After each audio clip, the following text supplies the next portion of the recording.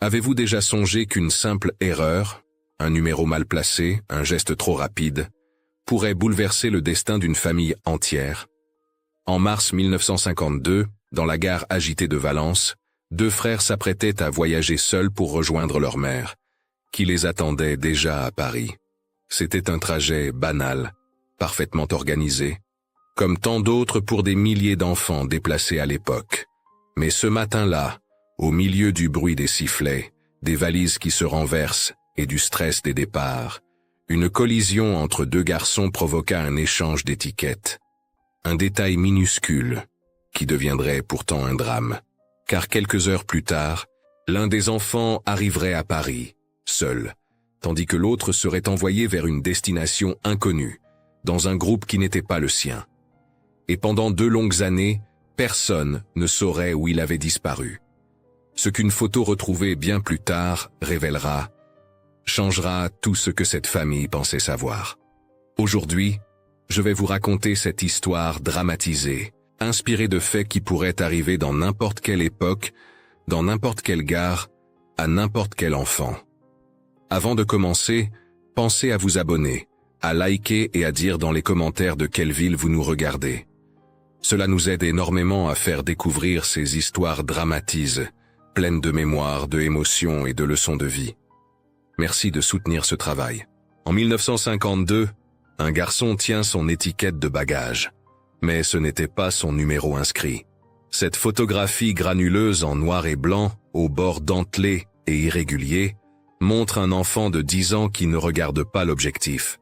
Il fixe quelque chose derrière le photographe, quelque chose qu'il cherche désespérément. Dans sa main droite, une petite étiquette attachée par une ficelle à son manteau trop grand. Le numéro inscrit est à peine lisible, 48B. Mais si vous regardez attentivement, très attentivement, vous remarquerez quelque chose d'étrange.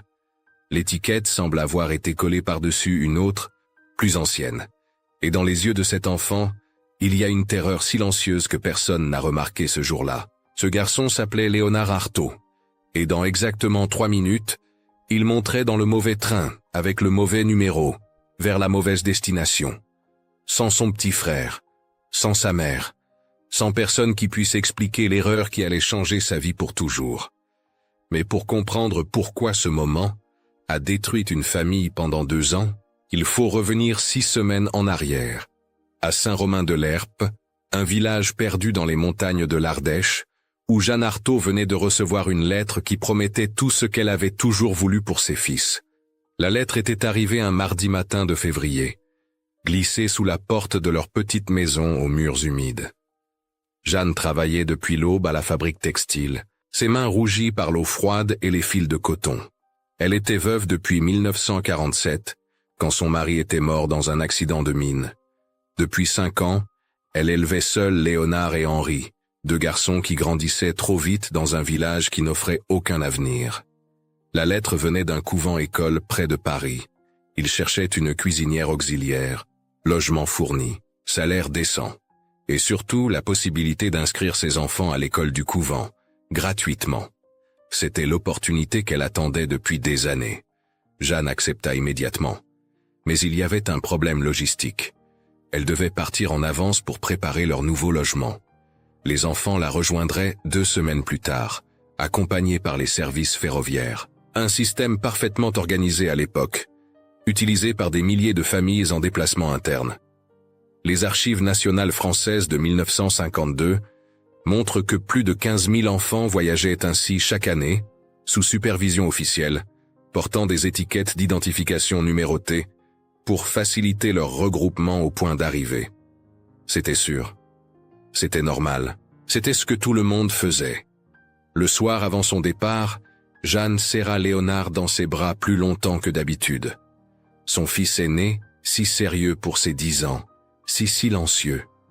Il observait toujours plus qu'il ne parlait, comme s'il portait déjà le poids du monde sur ses petites épaules. Elle lui donna une seule instruction, claire et simple. « Léo, écoute-moi bien. Tu t'occupes de ton petit frère. Tu ne lâches pas sa main, jamais. Même si quelqu'un te dit de le faire. D'accord ?» Léonard hocha la tête, ses yeux sombres fixant ceux de sa mère. Promis, maman. Henri, le petit frère de 7 ans, était différent. Fragile, timide, toujours caché derrière Léonard. Il ne comprenait pas vraiment ce qui se passait, mais il savait qu'il devait rester près de son grand frère. C'était son protecteur, son héros, la seule personne qui le rassurait quand leur mère travaillait tard. 2 semaines plus tard, le 14 mars 1952, Léonard et Henri arrivèrent à la gare de Valence, accompagnés de Mademoiselle Vivet, une assistante sociale de 41 ans, responsable d'un groupe de 23 enfants, en transit vers différentes destinations. Les registres ferroviaires de cette journée montrent qu'il y avait une confusion inhabituelle à la gare ce jour-là. 3 trains étaient en retard à cause d'une panne sur la ligne principale, créant un embouteillage de passagers et de bagages. Mademoiselle Vivet était une femme consciencieuse mais débordée. Elle avait 23 enfants à gérer, 23 étiquettes à distribuer, 23 destinations différentes à coordonner. Elle n'était pas cruelle, juste fatiguée. Trop fatiguée pour vérifier 2 fois. Léonard reçut son étiquette, 52D. Destination: Paris, gare de Lyon, pour retrouver sa mère Jeanne Arthaud. Henri reçut la sienne, 53D. Même destination, même groupe. Simple, organisé, sans risque. Jusqu'à ce qu'un autre garçon arrive en courant. Pierre Giraud avait 11 ans, grand pour son âge, maladroit, paniqué parce qu'il était en retard. Il courait à travers la foule avec sa valise qui cognait contre ses jambes. Il ne vit pas Léonard. Il le percuta de plein fouet. Les 2 garçons tombèrent. 3 étiquettes se détachèrent et tombèrent au sol. Mademoiselle Vivet se précipita, ramassa les étiquettes rapidement et les redistribua sans vraiment vérifier. Le train allait partir dans 5 minutes. Pas le temps. Pas le temps de vérifier les numéros. Pas le temps de demander les noms. Léonard se releva et regarda son étiquette. 48B. Ce n'était pas son numéro. Mais il était trop timide pour le dire à voix haute.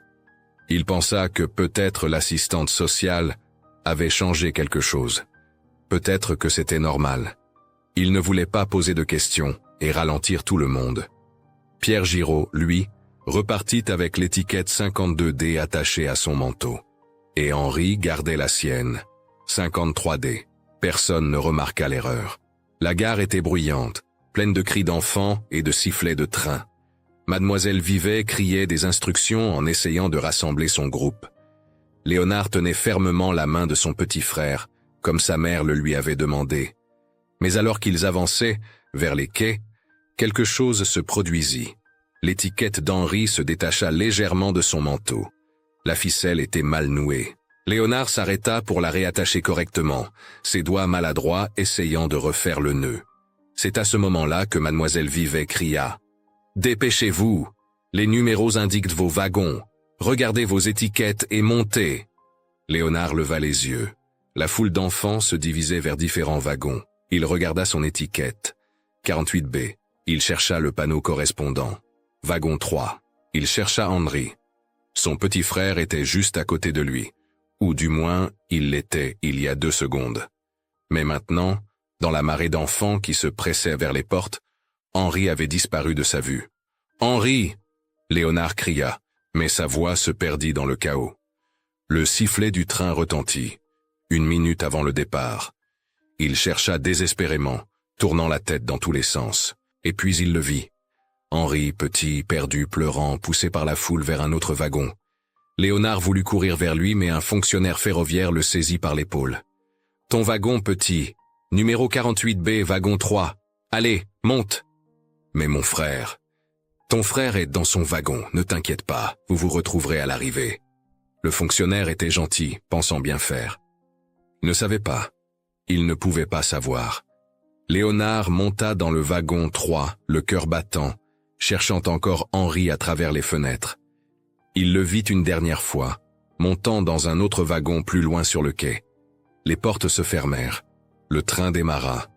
Et Léonard Arthaud, 10 ans, avec une étiquette qui n'était pas la sienne, partit vers une destination qu'il ne connaissait pas, sans son petit frère, sans comprendre ce qui venait de se passer. Dans le wagon, il était entouré d'enfants qu'il ne connaissait pas. Ils parlaient entre eux, excités ou nerveux. Léonard restait silencieux, regardant par la fenêtre les paysages qui défilaient. Il ne savait pas encore qu'il ne reverrait pas sa mère pendant 2 ans. Il ne savait pas encore qu'Henri arriverait seul à Paris, sans lui, et que Jeanne le chercherait partout sans jamais le trouver. Il ne savait pas encore que ce moment dans la gare de Valence, ce simple accident, cette étiquette échangée, allait devenir le souvenir le plus douloureux de son enfance. Mais il sentait quelque chose, une terreur sourde qui grandissait dans son ventre. Quelque chose n'allait pas.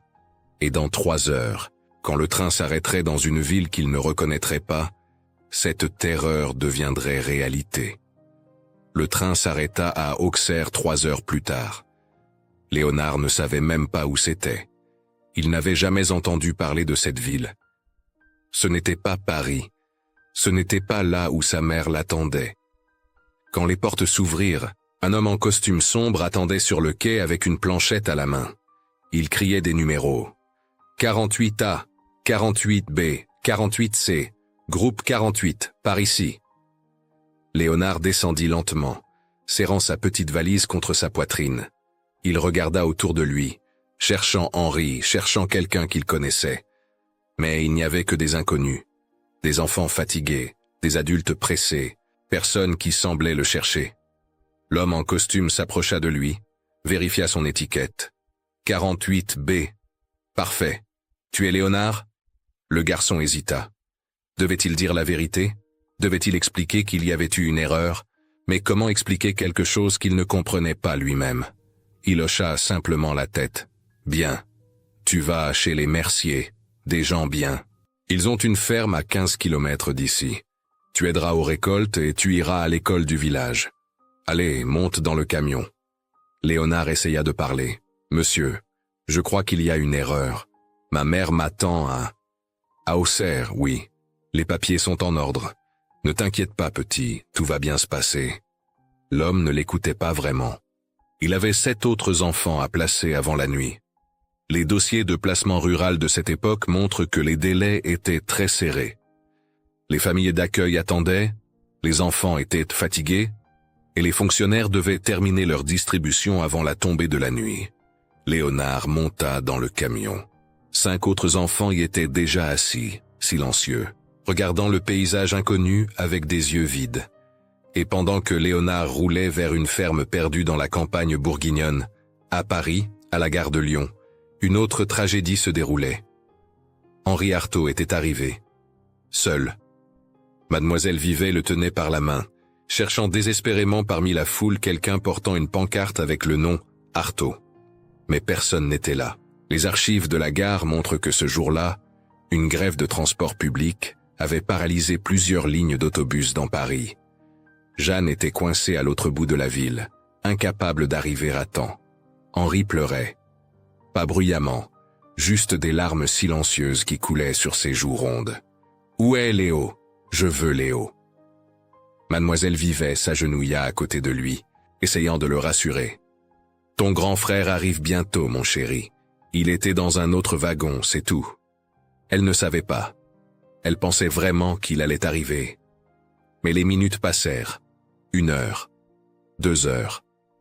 Tous les autres enfants du groupe 52D étaient là, sauf Léonard. Mademoiselle Vivet vérifia sa liste 3 fois. Elle chercha dans les wagons vides. Elle demanda aux autres assistantes sociales. Personne n'avait vu un garçon correspondant à la description de Léonard Artaud. Il avait disparu. À 19 heures, quand Jeanne arriva enfin à la gare, hors d'haleine, échevelée, elle trouva Henri assis sur un banc à côté de Mademoiselle Vivet, son petit garçon, seul. « Henri !» Elle le serra dans ses bras si fort qu'il pouvait à peine respirer. Mais quand elle regarda autour d'elle, cherchant son fils aîné, son cœur se serra. Où est Léonard? Mademoiselle Vivet avait le visage pâle. Elle tenait ses papiers avec des mains tremblantes. Madame Artaud, je ne comprends pas. Léonard était enregistré avec le numéro 52D. Il devait arriver ici. Mais il n'est pas descendu du train. J'ai vérifié partout. Il n'est pas là. Jeanne sentit le monde basculer autour d'elle. Comment ça, il n'est pas là? Où est mon fils? Elle criait maintenant, attirant l'attention des autres voyageurs. Henri s'accrochait à sa jupe, terrifié par la panique de sa mère. Mademoiselle Vivet essaya d'expliquer, mais ses mots se mélangeaient. Protocole, vérification, registre, numéro. Des mots qui ne signifiaient rien pour une mère dont l'enfant avait disparu. Une enquête administrative fut ouverte immédiatement. Les registres ferroviaires furent examinés. Les listes d'enfants en transit furent comparées. Mais dans le chaos de ce jour de mars 1952, avec 3 trains en retard et des centaines d'enfants déplacés, retrouver la trace d'un seul garçon semblait impossible. Pendant ce temps, Léonard découvrait sa nouvelle vie. La ferme des Merciers était située dans un hameau isolé, entouré de champs de blé et de pommiers. Monsieur Mercier était un homme rude aux mains calleuses, qui parlait peu. Madame Mercier était gentille mais distante, occupée par ses propres 6 enfants. Ils appelaient Léonard le garçon du registre, parce qu'il était arrivé sans historique clair, juste avec un numéro et un nom qu'il n'était même pas sûr d'orthographier correctement. Le premier soir, on lui donna une petite chambre sous les combles, avec un lit de fer et une fenêtre qui donnait sur les champs. Léonard s'assit sur le lit et sortit de sa poche la seule chose qu'il avait gardée de sa vie d'avant. Un petit dessin que Henri avait fait pour lui avant leur départ. Un dessin maladroit représentant 2 bonshommes bâtons se tenant par la main. Il regarda ce dessin pendant des heures, jusqu'à ce que ses yeux soient trop fatigués pour pleurer. Les jours suivants, Léonard essaya d'expliquer. Il essaya de dire qu'il y avait eu une erreur, que sa mère l'attendait ailleurs, que son petit frère avait besoin de lui. Mais personne ne l'écoutait vraiment. Monsieur Mercier pensait que c'était juste la nostalgie normale d'un enfant déplacé. Madame Mercier lui disait gentiment que tout s'arrangerait avec le temps. L'école du village fut informée qu'un nouvel élève arriverait. L'instituteur, Monsieur Blanc, reçut un dossier incomplet avec juste le nom Léonard et le numéro 48B. Pas d'adresse précédente, pas de bulletin scolaire, pas d'information médicale. Juste un garçon silencieux qui regardait par la fenêtre pendant les leçons. Les autres enfants de l'école essayèrent de l'intégrer, mais Léonard restait distant. Il ne jouait pas pendant les récréations.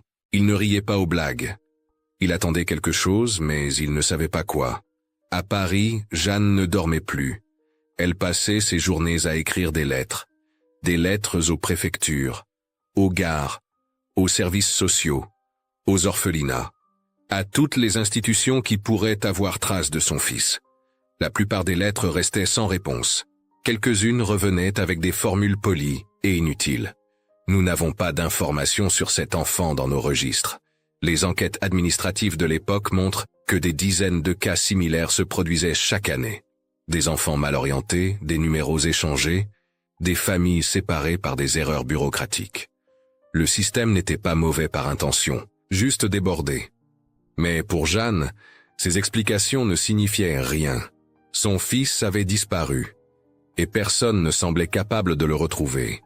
Henri, pendant ce temps, se réfugiait dans le silence.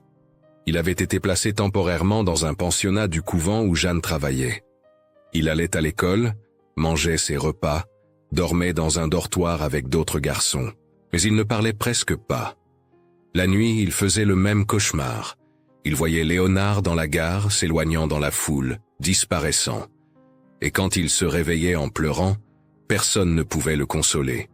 Jeanne le serrait dans ses bras, lui promettait qu'il retrouverait Léonard. Mais elle ne savait pas comment tenir cette promesse. Les mois passèrent, l'été arriva. Léonard travaillait maintenant dans les champs, aidant à la récolte des pommes. Il avait appris à ne plus poser de questions, à ne plus espérer. Il faisait ce qu'on lui demandait.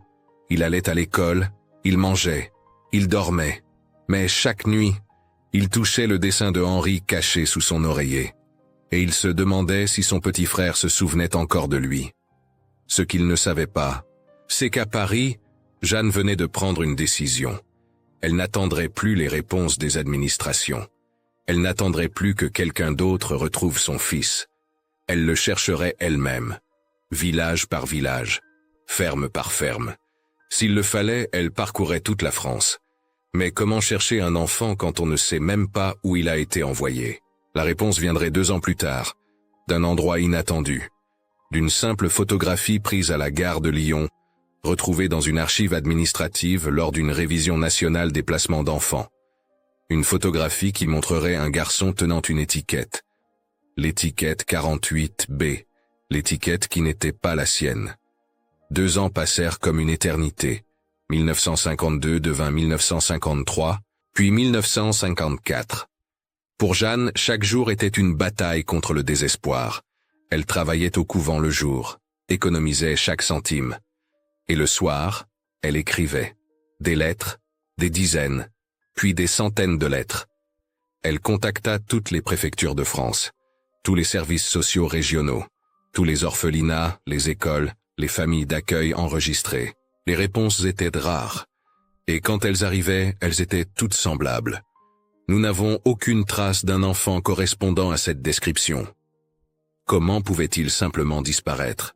C'était la question qui la hantait chaque nuit. Henri grandissait. À 9 ans maintenant, il était devenu un garçon silencieux, trop sérieux pour son âge. Il ne parlait jamais de Léonard, mais Jeanne le surprenait parfois en train de dessiner 2 bonshommes bâtons se tenant par la main. Les mêmes dessins qu'il faisait avant, encore et encore. Un soir de janvier 1954, alors que Jeanne rentrait du travail sous une pluie glaciale, elle trouva une lettre différente dans sa boîte. L'entête était officielle. Ministère de la Santé et de la Population, Service de protection de l'enfance. Ses mains tremblaient en ouvrant l'enveloppe. La lettre expliquait qu'une révision nationale des dossiers de placement d'enfants était en cours. Suite aux nombreuses réclamations de familles concernant des erreurs administratives, une commission avait été formée pour examiner tous les cas problématiques de 1952, et il voulait revoir le dossier de Léonard Artaud. Jeanne lut la lettre 3 fois, incapable de croire ce qu'elle voyait. Était-ce possible? Après 2 ans de silence, quelqu'un allait enfin chercher son fils? Elle écrivit immédiatement une réponse détaillée. Elle expliqua tout. Le voyage prévu, les numéros d'étiquette, l'arrivée de Henri sans Léonard. Tout ce qu'elle savait, tout ce qu'elle avait découvert pendant 2 ans de recherche désespérée. Pendant ce temps, à Auxerre, Léonard avait 12 ans maintenant. Il était devenu un garçon taciturne, travailleur, qui ne causait jamais de problème. Monsieur Mercier disait qu'il était un bon petit gars, ce qui dans sa bouche était un grand compliment. Mais Madame Mercier voyait autre chose. Elle voyait un enfant qui ne riait jamais vraiment. Un garçon qui regardait les trains passer au loin avec une expression qu'elle ne pouvait pas déchiffrer. Quelque chose entre l'espoir et la résignation. Un jour, pendant la récolte des pommes en septembre 1953, elle s'était assise à côté de lui sous un pommier. « Tu penses encore à ta famille, n'est-ce pas ?» Léonard n'avait pas répondu tout de suite. Il avait continué à trier les pommes, séparant les bonnes des abîmées. Puis, doucement, « Mon petit frère avait peur du noir. Je lui racontais des histoires pour qu'il s'endorme. » C'était la première fois qu'il parlait vraiment de sa vie d'avant. Madame Mercier avait touché son épaule avec maladresse. Peut-être qu'un jour. Mais elle n'avait pas terminé sa phrase. Que pouvait-elle dire? Elle-même ne comprenait pas comment un enfant pouvait simplement être perdu dans le système. Les mois continuèrent. L'hiver 1953 fut particulièrement rude. Léonard apprit à couper du bois, à réparer les clôtures, à traire les vaches. Il allait toujours à l'école du village où Monsieur Blanc remarquait qu'il était doué en calcul, mais qu'il ne participait jamais aux discussions. Dans ses cahiers, Léonard dessinait parfois dans les marges. Toujours la même chose. 2 silhouettes se tenant par la main. À Paris, en mars 1954, exactement 2 ans après la disparition, Jeanne reçut une nouvelle lettre de la commission. Cette fois, elle contenait quelque chose d'extraordinaire. Une photographie. La photo était floue, granuleuse mais reconnaissable. Elle montrait l'intérieur de la gare de Lyon le jour du départ, et au centre, un garçon de 10 ans tenant une étiquette. Jeanne regarda la photo pendant plusieurs minutes sans respirer. C'était Léonard, son visage plus mince qu'elle ne s'en souvenait, ses yeux écarquillés, sa petite valise serrée contre lui. Mais ce qui la frappa, ce qui lui coupa le souffle, c'était l'étiquette qu'il tenait dans sa main. 48B, pas 52D, 48B. La lettre accompagnant la photo expliquait Cette photographie a été retrouvée dans les archives photographiques de la SNCF. Elle fait partie d'un reportage documentaire sur les déplacements d'enfants réalisé en mars 1952. L'analyse des registres ferroviaires montre que le groupe 48B était destiné à la région d'Auxerre, pour des placements ruraux temporaires. Jeanne relut la phrase 3 fois. Auxerre. Son fils était peut-être à Auxerre depuis le début. Elle courut jusqu'au bureau du couvent, demanda à parler à la directrice. Elle expliqua tout, la photo, la piste, le groupe 48B. La directrice, une femme sévère mais juste, regarda la photographie longuement. Auxerre, c'est grand. Il faut savoir exactement où il a été placé. Alors on cherchera partout, toutes les fermes, toutes les familles. S'il le faut, je frapperai à chaque porte. La directrice hocha la tête. Je vais écrire aux services sociaux d'Auxerre. Avec cette photographie et le numéro 48B, il devrait pouvoir retrouver le dossier de placement. 2 semaines plus tard, la réponse arriva. Le service social d'Auxerre confirmait qu'un garçon nommé Léonard avait été placé chez la famille Mercier en mars 1952, dans le cadre du groupe 48B. L'adresse exacte était fournie. Jeanne lut l'adresse, la relut, la toucha du bout des doigts, comme si elle pouvait disparaître. Son fils, après 2 ans. Elle savait où il était. Cette nuit-là, elle ne dormit pas. Elle prépara une petite valise. Henri, qui avait maintenant 9 ans, la regardait avec des yeux immenses.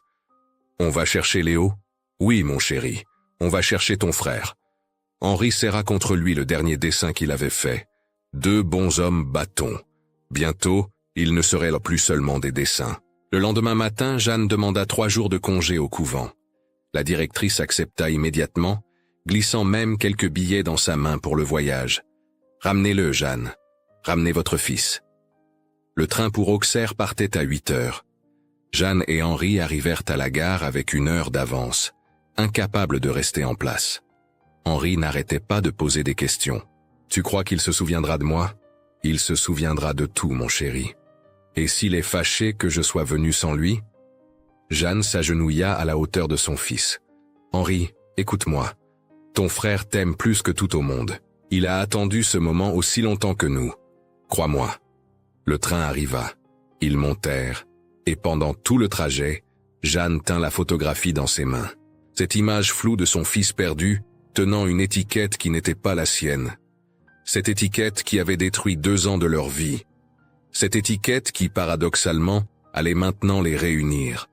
Quand le train s'arrêta à Auxerre à 14 heures, Jeanne et Henri descendirent rapidement. Ils prirent un taxi jusqu'au hameau des Merciers. Le chauffeur connaissait l'endroit. C'est à une 15aine de kilomètres. Vous avez de la famille là-bas ? Mon fils, dit simplement Jeanne. Le chauffeur hocha la tête et démarra. Le paysage défilait. Des champs, des pommiers, des fermes isolées. Henri avait le nez collé contre la vitre, cherchant son frère dans chaque silhouette qu'il apercevait. Et puis, le taxi s'arrêta devant une grande ferme en pierre, entourée de vergers. « C'est ici. » Jeanne paya et descendit, le cœur battant si fort qu'elle pouvait l'entendre dans ses oreilles.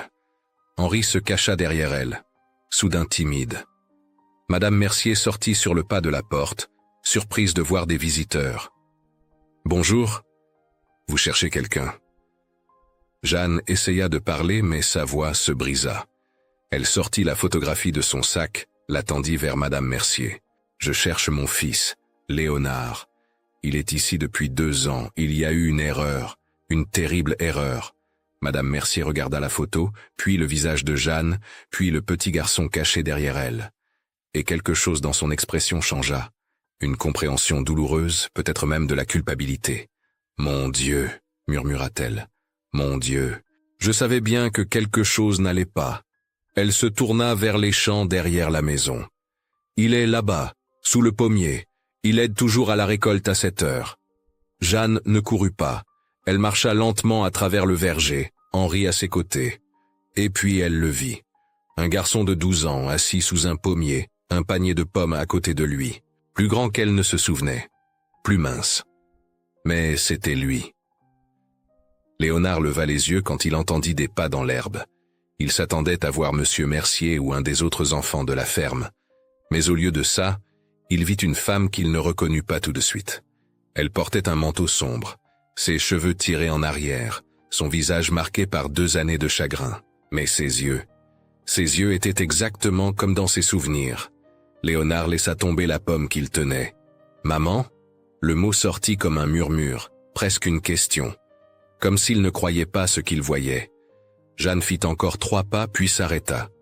Elle voulait courir, le serrer dans ses bras, mais elle voyait l'hésitation dans ses yeux. 2 ans. 2 ans, c'était long pour un enfant. Est-ce qu'il lui en voulait? Est-ce qu'il pensait qu'elle l'avait abandonné? « Léo, » dit-elle doucement. « Mon garçon, c'est moi. » Léonard se leva lentement, comme dans un rêve. Il regarda sa mère, puis le petit garçon qui se tenait à côté d'elle. Un garçon qui avait grandi, qui était plus grand maintenant, mais qu'il aurait reconnu n'importe où. Henri, son petit frère. Les 2 garçons se regardèrent pendant ce qui sembla une éternité. Henri tenait un papier plié dans sa main, un de ses dessins. Il le tendit vers Léonard sans dire un mot. Léonard le prit, le déplia. 2 bonshommes bâtons se tenant par la main. Et c'est à ce moment-là que quelque chose se brisa en lui. Toute la retenue, toute la résignation, toute la douleur qu'il avait enfouie pendant 2 ans. Tout sortit d'un coup. Il laissa tomber le panier de pommes et courut vers sa mère et son frère. Il courut comme il n'avait plus couru depuis cette journée terrible à la gare de Valence. Et quand il les atteignit, il s'effondra dans leurs bras. Jeanne le serra si fort qu'elle pouvait sentir son cœur battre contre le sien. Henri s'accrocha aux jambes de son grand frère, pleurant sans retenue. Madame Mercier, qui avait suivi Jeanne à distance respectueuse, détourna le regard. Elle pleurait aussi, sans vraiment comprendre pourquoi. Peut-être parce qu'elle avait toujours su, au fond d'elle, que ce garçon silencieux n'était pas à sa place ici. Léonard ne pouvait pas parler. Il essayait, mais les mots restaient coincés dans sa gorge. Finalement, entre 2 sanglots, il réussit à dire « Je suis désolé, je suis tellement désolé. J'ai perdu Henri, je lui avais promis, je t'avais promis. » Jeanne le prit par les épaules, le força à la regarder. « Non, non, mon chéri, ce n'était pas ta faute, tu entends? Ce n'était pas ta faute. Mais tu m'avais dit de ne pas lâcher sa main. Et je l'ai perdu. Tu ne l'as pas perdu, Léo. C'est nous qui t'avons perdu. Mais maintenant, on t'a retrouvé. » Henri tira sur la manche de Léonard. « Léo, tu te souviens encore de moi ?»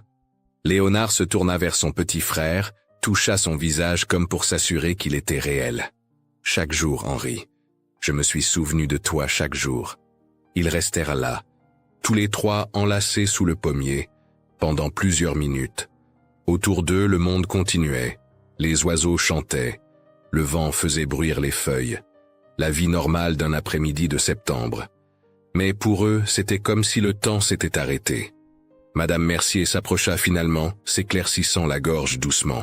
« Madame, vous devez comprendre. Nous ne savions pas. Si nous avions su qu'il y avait eu une erreur. » Jeanne se tourna vers elle. Elle aurait pu être en colère. Elle aurait pu accuser, crier, demander des explications. Mais en voyant le visage de cette femme, elle vit seulement une autre mère qui avait fait ce qu'elle pensait être juste. « Vous l'avez bien traité? Oui, il a travaillé dur. Mais nous l'avons nourri, habillé, envoyé à l'école. Alors je vous remercie. Pour avoir pris soin de lui quand je ne pouvais pas. » Les mots étaient difficiles à dire, mais Jeanne les dit quand même. Parce que c'était vrai. Ces gens n'étaient pas des monstres. Ils n'avaient simplement pas su. Monsieur Mercier arriva du champ voisin, attiré par le bruit. Quand Madame Mercier lui expliqua la situation, il resta silencieux un long moment. Puis il posa sa main rugueuse sur l'épaule de Léonard. « Tu es un bon garçon, Léonard. J'espère que ta mère le sait. » Léonard hocha la tête, incapable de parler. Le reste de l'après-midi passa dans un brouillard émotionnel. Jeanne expliqua toute l'histoire. L'erreur à la gare, les étiquettes échangées, les 2 années de recherche. Madame Mercier apporta le dossier de placement de Léonard, qu'elle avait gardé dans un tiroir de la cuisine. En le lisant, tout devint clair. Le numéro 48B, la destination Auxerre, l'affectation à la famille Mercier. Tout était là, noir sur blanc. Un système bureaucratique parfait, basé sur une seule erreur, la mauvaise étiquette. « Comment vous l'avez retrouvé finalement ?» demanda Madame Mercier. Jeanne sortit la photographie de son sac. La photo prise à la gare de Lyon, 2 ans auparavant.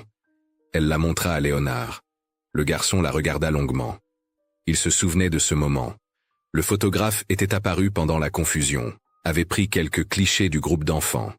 Léonard n'y avait pas fait attention à l'époque. Il était trop occupé à chercher Henri.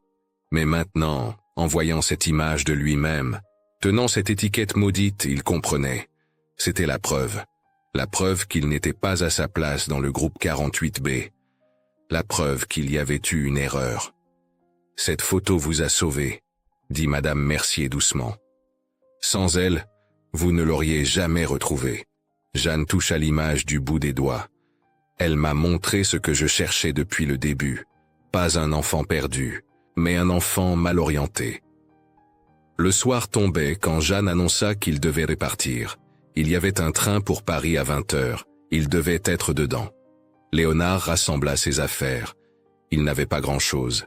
Quelques vêtements, ses cahiers d'école, et le dessin de Henri qu'il gardait sous son oreiller depuis 2 ans. Madame Mercier lui prépara un panier avec du pain, du fromage et des pommes de leur verger. « Pour le voyage », dit-elle en essuyant ses yeux.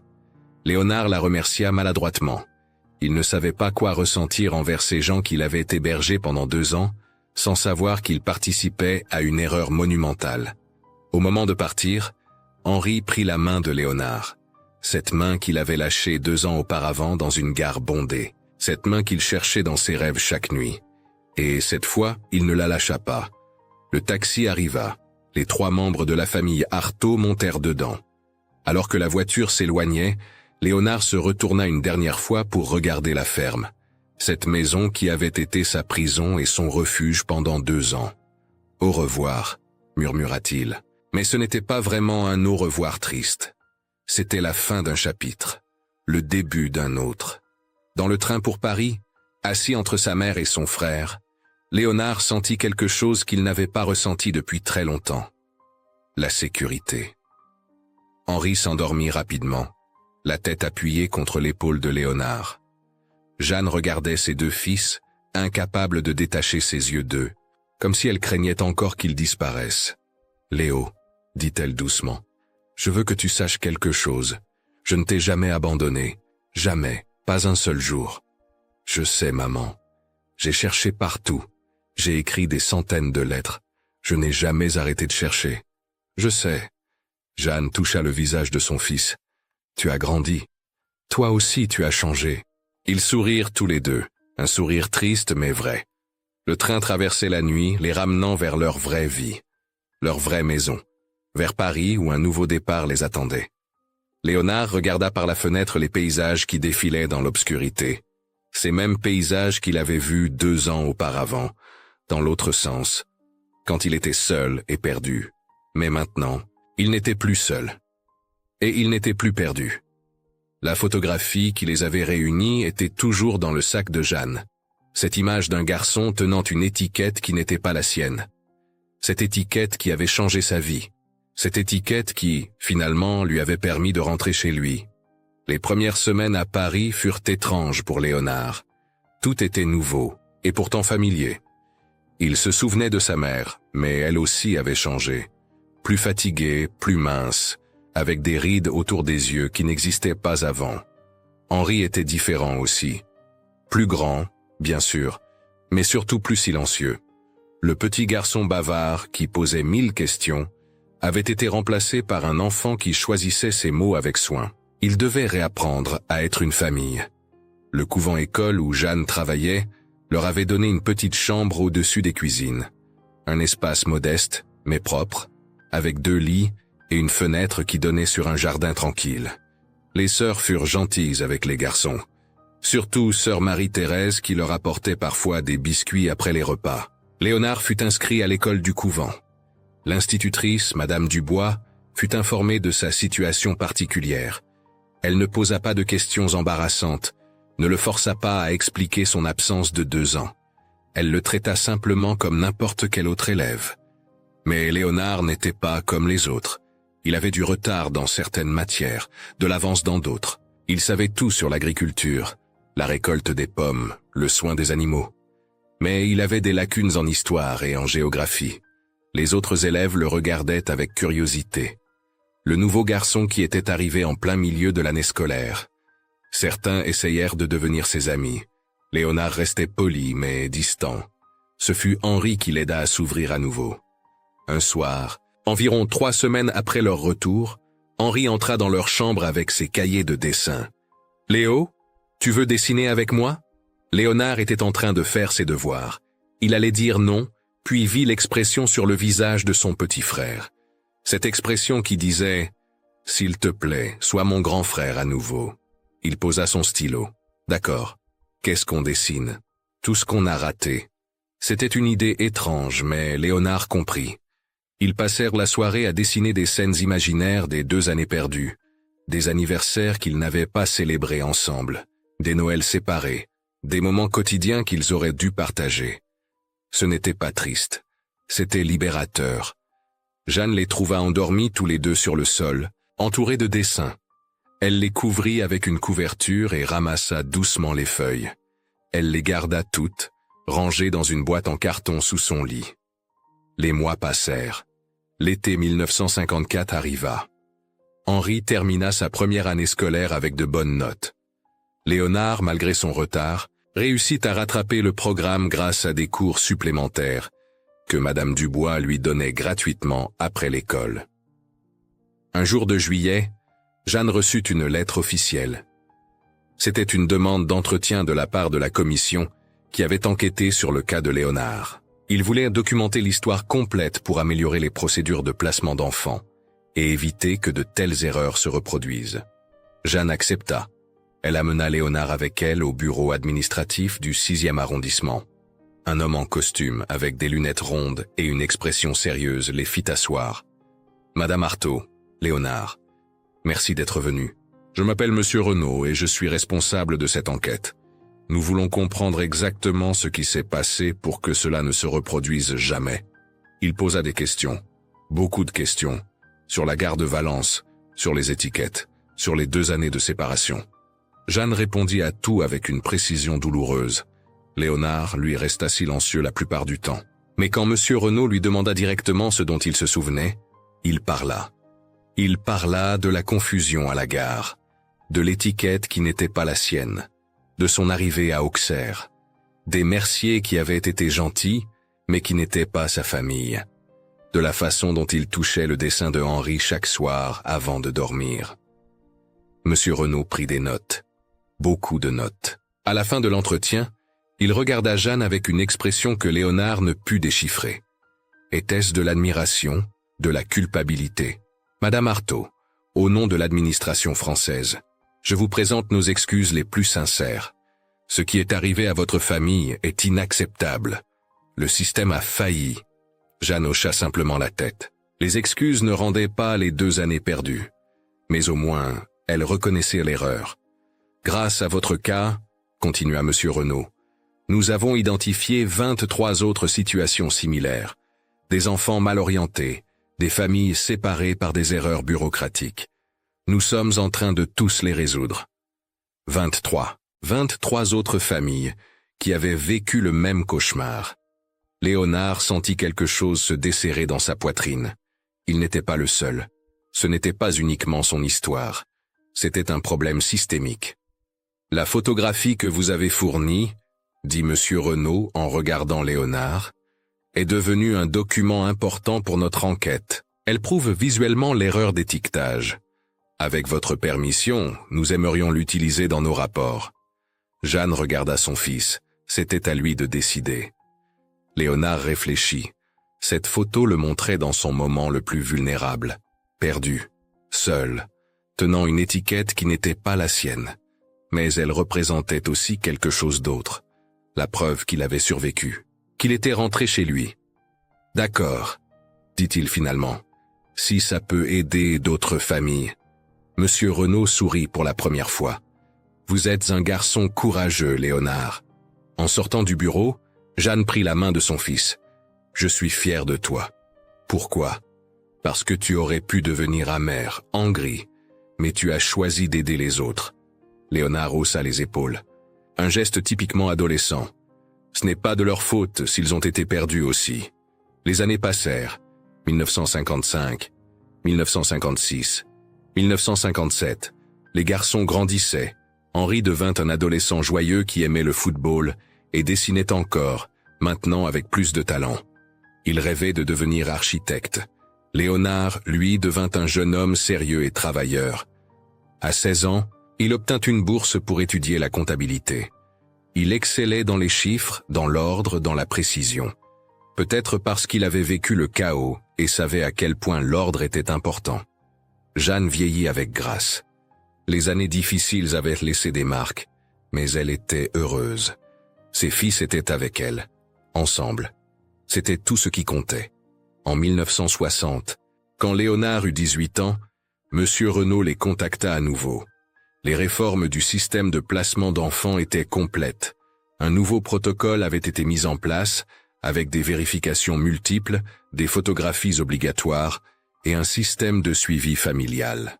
Grâce à vous et aux autres familles qui ont témoigné, nous avons transformé tout le système, dit-il lors d'une réunion au ministère. Les familles des 23 autres cas étaient là aussi. Des parents qui avaient retrouvé leurs enfants, des frères et sœurs réunis, des vies reconstruites. Léonard regarda autour de lui et vit sa propre histoire reflétée dans tant de visages. Après la réunion, une femme s'approcha de lui.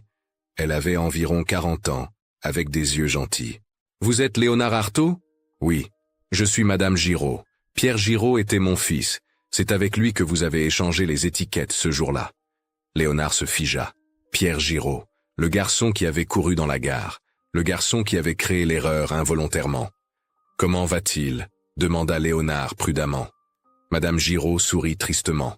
« Il est en Algérie maintenant, dans l'armée. Mais quand il a appris ce qui s'était passé, il a été dévasté.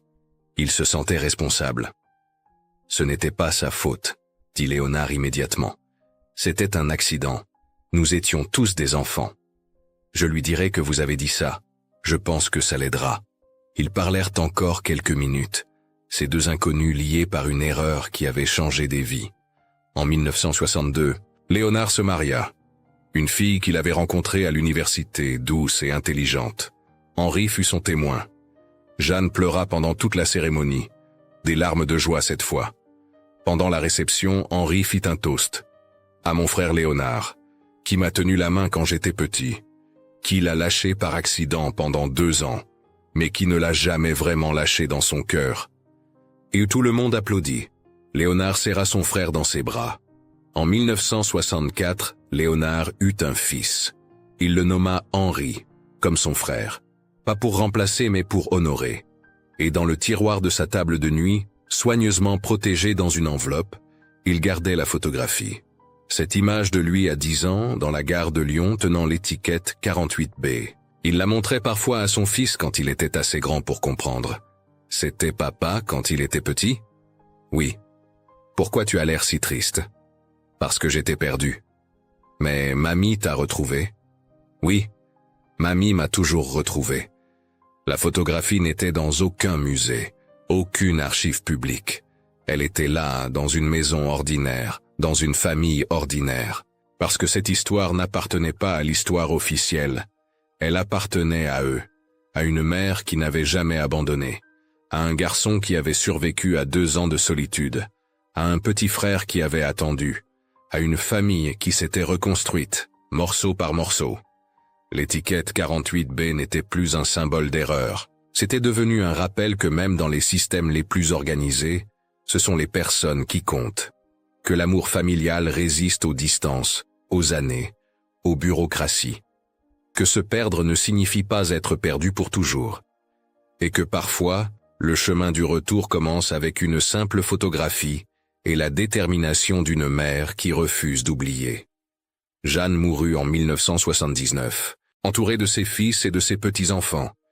Ses derniers mots furent pour Léonard. « Je t'ai retrouvé. » Et Léonard, maintenant un homme de 37 ans, père de 3 enfants, répondit avec les mots qu'il gardait dans son cœur depuis toujours. « Je sais, maman, tu m'as toujours retrouvé. » La photographie resta dans la famille.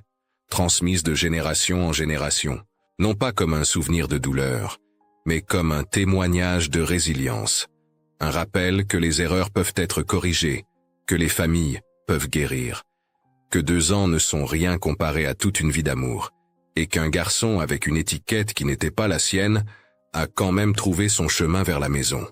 Au terme de cette histoire fictionnelle dramatique, il nous reste une vérité profonde. Même quand les systèmes échouent, même quand une simple étiquette suffit à briser une famille, l'amour persiste, patiemment, obstinément, jusqu'à recréer ce qui semblait à jamais perdu.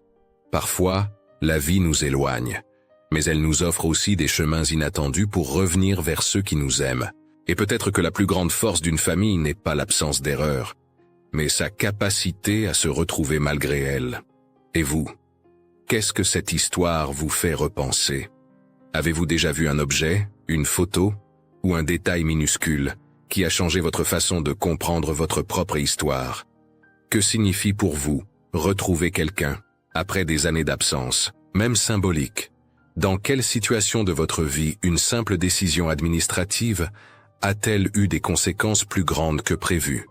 Si vous êtes resté jusqu'ici, écrivez le mot « réunion » dans les commentaires. Il sera notre signe silencieux que vous avez accompagné cette famille jusqu'au bout. Dites-nous aussi de quelle ville vous nous regardez. Cela nous aide à sentir la communauté qui se forme autour de ces récits. Et si vous le souhaitez, partagez dans les commentaires une vieille histoire de vos grands-parents, d'un arrière-oncle ou d'un enfant de la famille, quelque chose venu d'un passé lointain qui mérite peut-être d'être raconté un jour ici. Vos récits inspirent nos futures histoires et nourrissent la mémoire collective. Merci d'avoir regardé. N'oubliez pas de vous abonner, de liker, d'activer la cloche et de partager cette vidéo pour que d'autres puissent ressentir ce que vous venez de vivre.